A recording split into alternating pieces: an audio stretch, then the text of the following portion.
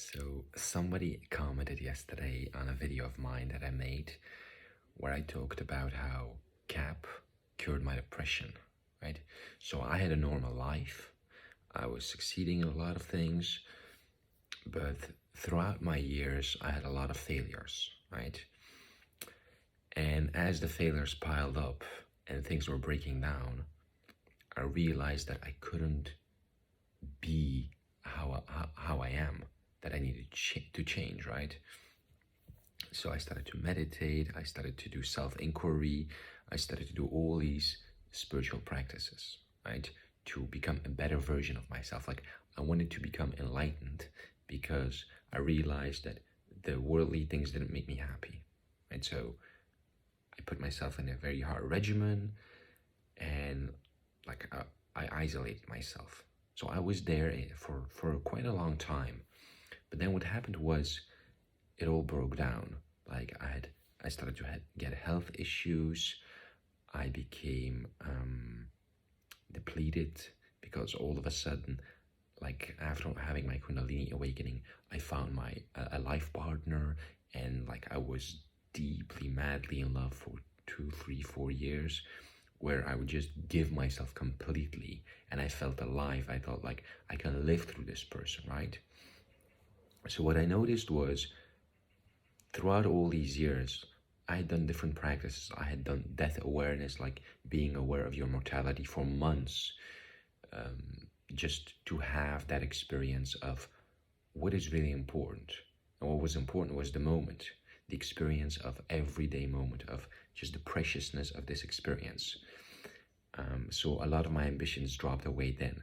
I had a near-death experience in the hospital where I was on the verge of dying, and where it felt like I was on the verge of dying, and my mind was like panicking, like I don't want to die, I don't want to die, I don't want to die. And that thought came, why don't I want to die? Because I want to love, I want to live, and I want to love. I had a flashback of my whole life, and I realized the most important thing for me in all of my life was to love, to express love. And the only regret that I had was that I didn't love more, that I wasn't loving more. I also had experiences with 5-MeO-DMT, where I had a complete disillusion of my ego. It's like you're in this, I'll make another video about it, but it's like you're completely disappearing, and you're just completely absorbed into unity consciousness. And when you come back, like my first experience, it taught me how it was like a complete reset. And when I opened my eyes, I just saw and felt complete oneness with everything. And then I saw how my mind was like a computer coming online, you know, like Robocop, who has like this layout, right? This digital layout in front of him. Like that was what I was starting to notice. Like thoughts came, context came, duality came. All of those things started to happen, and I realized how my body became contracted again. And then I had another 5-MeO session where there was a complete letting go that was even deeper, and I just stayed there. And the moment I opened my eyes, I was just crying, looking at everybody, and I was like literally looking at people that I didn't know, and from my heart there was such pure love, and I was just crying, and I would say, I would give my life for you if I could save you. I love you so much. I love all of you. And I stayed in that state for 10 minutes, but after that, like the moment my brain came online and there was a context, like what is happening? This is a woman, this is me. I don't usually say this. There was completely like shame and like judgment about what am I doing? Who the hell do I think I am? Like, why did I do that? And because I was completely like absolved, or let's say completely absorbed into unity consciousness. Now, after that, what I focused on was purely my relationships, living through my relationships. So I thought, by giving myself fully to a relationship, I will be alive, I will live. And it felt like that for a while, until that also broke down. After that, there was a deep depression. What I didn't notice was every structure that was in me, that was functioning in me. The way that I had relationship, the way that I looked at the world, the way that I looked at myself, the way that I related to everything. It was all crumbling down and nothing was working. And I was unfulfilled. I had a dark night of the soul. I was so hopeless. I was having thoughts of like just doing a euthanasia, because I thought like, what's the point? Like, I'm not enjoying life. I'm just like walking through it, but it's empty, it's meaningless, it's death. Like, I talked with people about euthanasia. I watched videos. I thought like, this is not worth it. And then I was watching like some YouTube videos and I saw these great testimonials of Joe Dispenza, his meditations. So there were like so many great testimonials, but there was a guy who was depressed. And he was really depressed for a long time. And I remembered I had done his meditations in the past.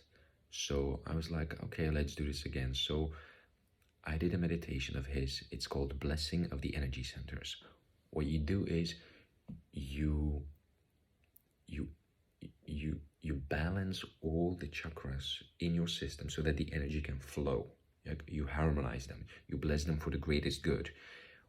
After I started to do that, I started to feel more alive. I started like, I was again like in sync, like things were flowing again. I felt like my energy was again flowing, moving. I was interacting with the world. I had new experiences. I had a new capacity to let's say, to be enthusiastic, to try out something new. And that led me to KAP. I led to KAP, and then the moment that I went into KAP, it was like one mystical experience after the other. And in KAP, all my old structures, because the old structures, the shadow work, the things that I didn't see in myself, the habits, the programmed things in the brain, the way you learn to be, the self-images, all of that stored information, it started to be released. It started to break down, lose my identity. I had a lot of near-death experiences in KAP where I had to let go. I had experiences where I had to reconnect with my inner child.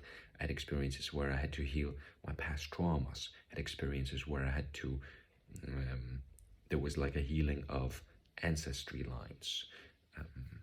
And I had visions about future of the world, my part in the world. And like the more KAP sessions that I do now, it's like, because there's a lot of old structures that are falling away, my own inner true desires and my true interest are becoming more apparent, right? And in my sessions, I had I asked like, what do I need to be? What do I need to do? And I saw light beings, I saw angels, I saw Jesus, and he said, you don't need to do anything. You just need to be love. Be love, love, right? And I was like, yeah, but what do I do in the world? And he took me and he was like, you have to be a light in this world. And like he took me and I went up the sky and I was like full of light. And I was like, but how do I do that?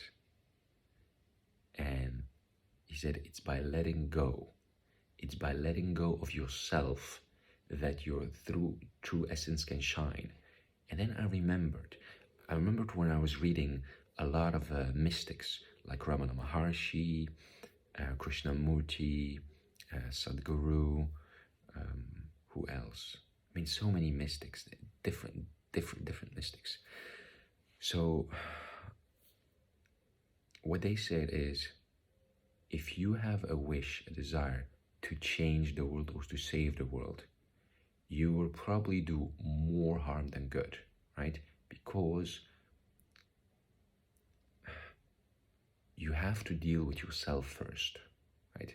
So the best thing that you can do for the world, right, is to make yourself enlightened, to heal yourself first. If you heal yourself first, then you will be a healthy, functioning, part of the whole, right? But if you are a broken part of the whole, trying to do good, you may do good things, but you may also do a lot of, let's say, things that are not in alignment. Because when you have the idea of what is good, you're not realizing that we all are interdependent of each other. It's like Lao Tzu says, what is a good man but a bad man's teacher? What is a bad man but a good man's job? So if somebody here is farther ahead, he's a teacher to somebody who's behind him. And he then is the student to the one ahead of him. But somebody is behind him as well. So this guy is a teacher to the guy behind him. So we're all interdependent. We're all students and teachers of each other. So in my KAP sessions, the structures are falling away. You will notice the more you do this, your desires of your mind, of your false self, of your false identity will fall away more and more and more. And your higher self desires and interest will appear. Like, and in my visions, I saw like, yeah, but what do I do? Like, what do I need to focus on? It was like, just like, use the talents and the skills that you have to make yourself capable. So what does that mean? That means, for me, I saw myself learning about Reiki, learning about psychosomatics, psychology, a regression, past life regression, trauma work. And I'm learning all those things. Kundalini work, how to work with the Kundalini, how to release traumas in the body through Kundalini work. Pranic living, how to make your body a conduit for light, how to make your body an effective, simple, clear, effective structure so that the energy can stream through. And then there is also like an invitation to go into the non-dual path, right? If you go deep into spirituality, you will see that the end is the non-duality, where there's full transcendence of who you are. It's like, right now I'm a person with a body and a mind and a spirit and a soul, but in non-duality, you deconstruct every identification that you have until you realize that you are completely nothing, that there is nothing except what is arising, apparently, right? And everything's constantly changing. Your idea, your sense of I, your thoughts, your feelings, your emotions, everything is constantly changing. It's like this empty space, right? It's here, right?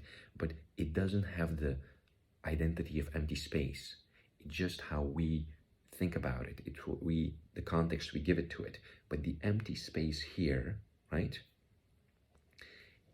Whatever is arising in it, the empty space doesn't become that. It's still empty. If I throw paint up, it falls down. It doesn't stick. So it's like our consciousness or the perception of our experience appears in this empty spaciousness. So if I look at you now, right? If I think back when I was small, it was the same looking, the same light of consciousness, of awareness that was looking back then. Exactly the same. Nothing has changed. The only thing that has changed is the content, the furniture, different thoughts, different body, different ideas. Sure, there's a continuity because this body has gone through a story, and that story creates the illusion of my life, of who I am. But essentially, in the end, there's no one there. It's all just whatever is arising and appearing and disappearing, right? What is? There's only what is. So I'm not at that stage yet, by the way.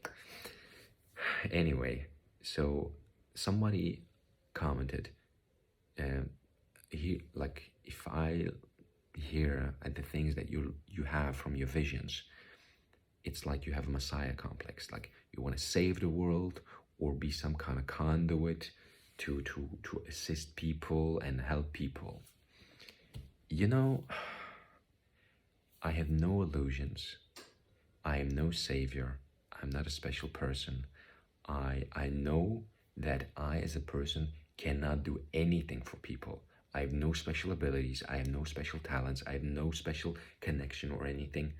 I am just a person who is aware of what I value. What I value for me, from my near-death experience, I know I value love, and I value being loving. So I choose to do activities and to do things in the world that give me experiences of being loving. So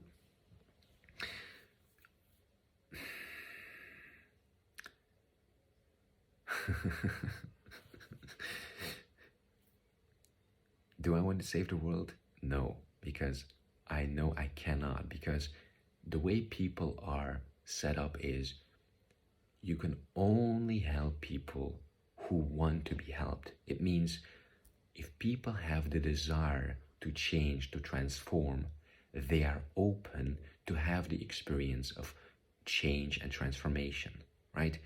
Just the mere intention makes them receptive and makes the knowledge or the things that they go through transformational. If they are not open to it, it's just empty words or philosophies. It doesn't change them, it doesn't affect them. So for me, from my near-death experience, I know I value love, so I want to be loving. In one of my sessions in KAP, I had a vision where I saw like my whole life. So it's like I'm having a mystical experience through a connection to non-dual energy, God, love, whatever. Like let's say in a higher consciousness, right? And I'm having a vision where I see my whole life, and I saw that throughout my whole life, I was constantly chasing to get my desires fulfilled, right? Constantly wanting to get something for me, wanting to make myself whole, wanting to make myself feel better. That was what my life was about. It was, I never wanted to serve people. Like, I never wanted to get anything from people. And a voice said to me, clearly, your life, right, of satisfying your desires, that phase of your life is over. It's a phase, it's over. Now is a life of service. And I had resistance to it. I still have some resistance to it. But then I noticed the things that came up, learning Reiki, learning the body work, learning energy, learning psychosomatics. I realized all my life I was interested in this. I loved having deep conversations with people one-on-one. I loved deeping into psychological matters, going to the root cause. So it was all like aligned to my interests. That interests me. I love seeing people having a transformative experience because I love that in myself, because I was very closed, and I had a deep desire to reach my full potential, to explore my full potential, to feel alive, to feel adventure, to feel love, to feel happiness, to feel like I can have fun, like I can be funny, like I can, to be all that I can be. So I wanted to have that. And when I see that other people can also have that, it inspires me to transform myself more. And if I can facilitate a process for them where they can also have that transformational experience, it's like, whoa, I'm not doing anything, but they're also getting that. It makes me happy because I feel a loving experience from that. It's not like I'm projecting something. It's just in my heart, I feel a flare up. I feel, whoa, this is great. It's like when I donate money to children who are starving of cancer, or dying of cancer. Like the moment I donate, I feel like a flare in my heart. Like it feels good. It just feels good, right? I don't know the kid. I don't know his whole story. I just saw. I felt empathy, and I just wanted to do something, right? I didn't make a story about it. So do I have a Messiah complex?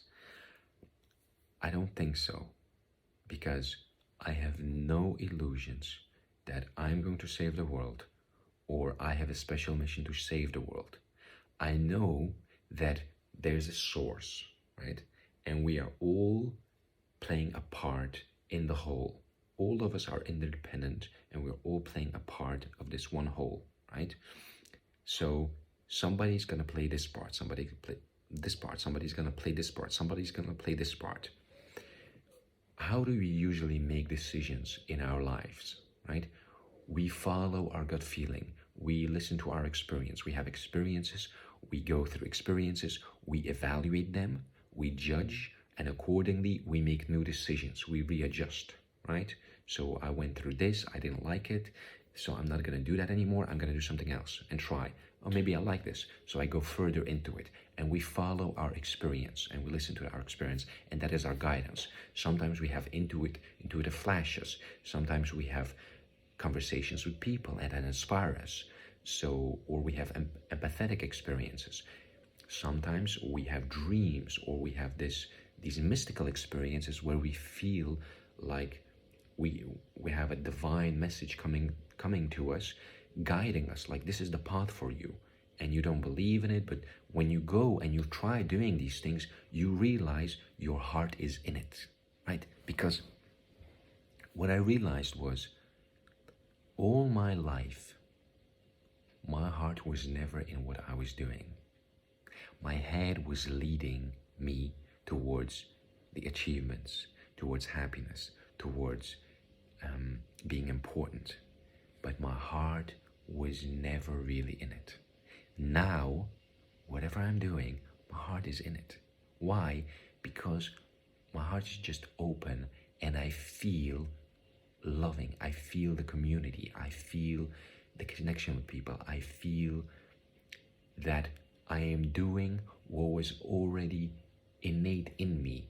It's just through these mystical experiences in KAP. Like the person who commented, he said, this is a messiah complex that people have after they have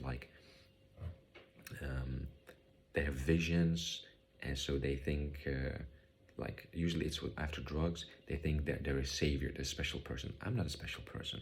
I learned from my experience. These mystical experiences that I have now in KAP, they just confirm and lead me that this is the path for me. So for me, I need to learn healing modalities, because that is what is innately what I like and what I can do. I really love it. I like it. Like, I love it. And then if I go into non-duality, maybe I'll become a teacher. In one of my visions, I saw like I didn't see myself. I saw a man, but I felt like it was my body, but it was this different consciousness, because I still am identified as a person now. I still have a person identity now. When you're in a non-dual state, there is no identification with a person, right? There's just what is. So I saw that could be a part that this body, mind, human organism could play. But I don't have any intention to become a spiritual teacher.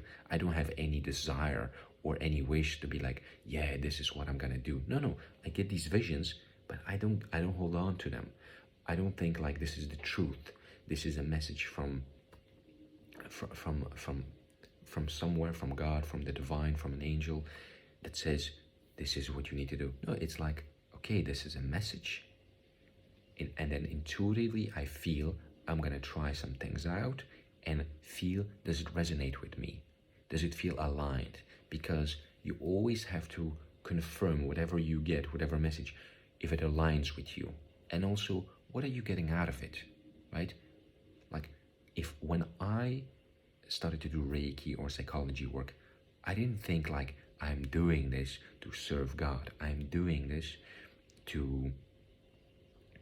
to save people, right? No, it's like, I'm doing this because I love to do this, because I love these activities. And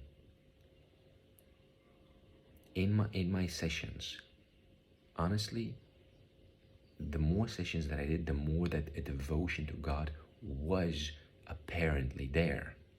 Because all of a sudden, throughout my sessions, I started to sing Elohim. I'd never said those words. The words came out by themselves, and I started to sing. So angels come, took my hands, and we sang. And it happens occasionally. We just sing Elohim, Elohim. And I bow on my knees, but I don't do it. It happens by itself, involuntarily. And in my heart, there's this thing like, God, I want to be your servant. Like, what is your will? I ask for your will, that I may be of infinite service. Like, because I'm at a point in my life where I realize that what I have done as a person in my life, it was self-focused. And I realized it didn't make me happy. And to serve my ego, it only brought me so far, and experience has taught me it didn't help me. So naturally there became like an innate desire to serve God, like was born in KAP. And now whenever I am in KAP or in life, I just like, every day that I wake up, the first thought that I have is like, all glory be to you, O Lord, that I may be of infinite service. Like, use me today. Like, I ask for your will, because I want to live in a way where I'm just being used by consciousness. Because even thinking about it, when I went through the whole thinking process, like, what is the highest thing that I can do in this life? What is like the highest purpose or the highest achievement that I can achieve? And what my mind came up to was to be a conduit for the expression of consciousness, to be a vessel for love, to be a vessel for consciousness. Because when you allow consciousness or love to stream through you, it's pure life expressing itself, and you don't know what's going to happen. It's not about your will, it's about what is the energy, what is life destined or fated to go through. And your experience of life becomes loving, and it's enjoyable, and it's flowing. It's not tight, contracting. I've had sessions in my sessions in KAP where I saw Jesus and he told me, do good works in my Father's name. Like, you know, when you have those kind of mystical experiences and they feel so real and emotionally charged, sure, you could have some thoughts like, whoa, I need to save or I need to help, but I'm beyond that. Or like, I wouldn't say I'm beyond that or past it. It's just like, I realized the futility of it.